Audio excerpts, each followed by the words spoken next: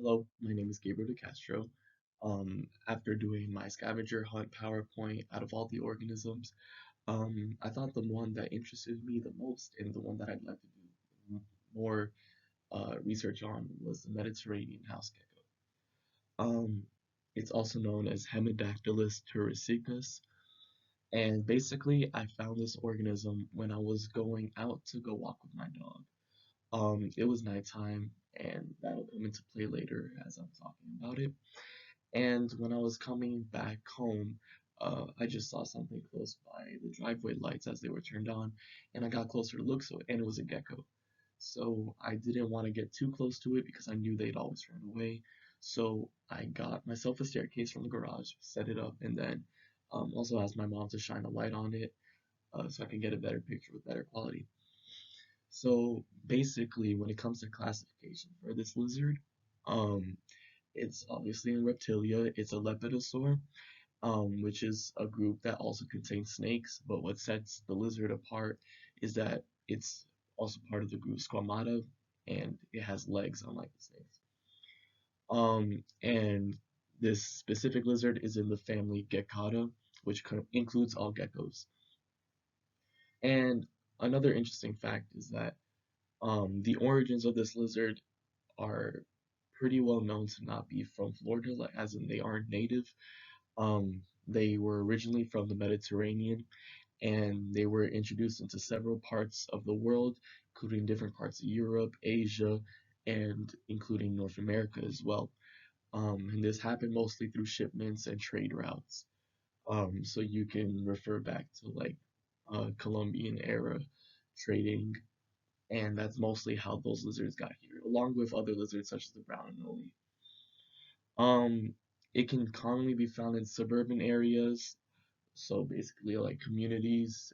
They're pretty common to find there, and they're also nocturnal, meaning they only come out at night, which is why it's pretty rare to find them, even though they usually are there just when you're inside your house.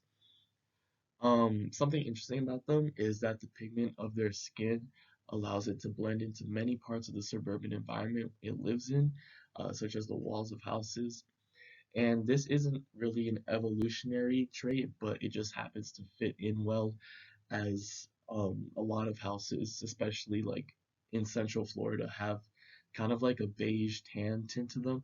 So the geckos blend in almost perfectly. Like you really can't see them unless you're trying to find them or if they move.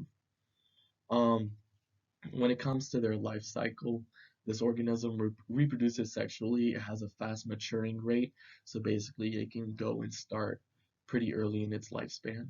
The male and the female contribute the eggs and sperm, and they generate genetically unique offspring after everything is done.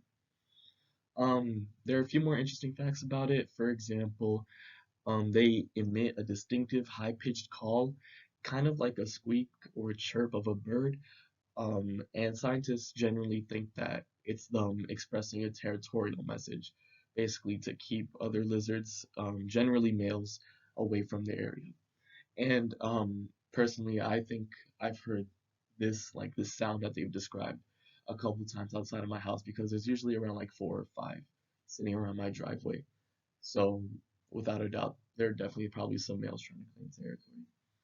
Um, they are also clearly predators.